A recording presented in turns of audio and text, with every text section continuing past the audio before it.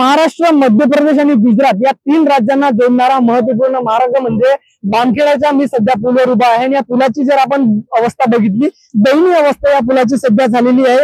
धोकादायक पूल म्हणून प्रशासनाने या ठिकाणी काळजी घेण्याचं देखील समोर आलं आहे। आपण पाहू शकतो कशा पद्धतीने लोखंडी सड्या बाहेर आलेल्या आहेत। पूर्णतः कमकुवत हा पूल झालेला आहे।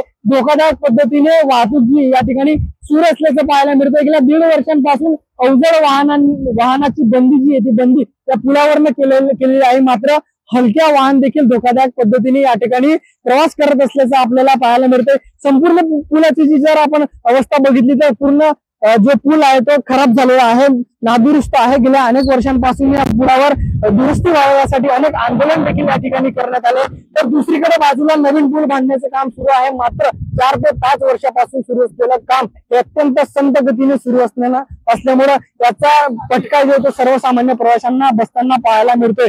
तर कमी अंतरात शहादा ते नंदुरबारला जोडणारा हा मार्ग आहे, हा पूल आहे। मात्र हा पूल वाहतुकीसाठी बंद झाल्यामुळे 35 ते 40 किलोमीटरचा फेरा जो होतो या नागरिकांना करून जावा लागतो। तर दुसरीकडे बस सेवा या महामार्ग बंद झाल्यामुळे याचा फटका जो होतो विद्यार्थ्यांना देखील होताना पाहायला मिळतो। विद्यार्थ्यांना आर्थिक भुर्दंड या पुलामुळे बसतानाच पाहायला मिळत आहे। तर लवकरात लवकर नवीन पुलाची बांधणी व्हावी, हा पूल लवकरात लवकर सुरू व्हावा अशी मागणी देखील आता प्रवाशांच्या वतीने करण्यात येत आहे। सागर निकवाले, साम टीव्ही न्यूज, नंदुरबार।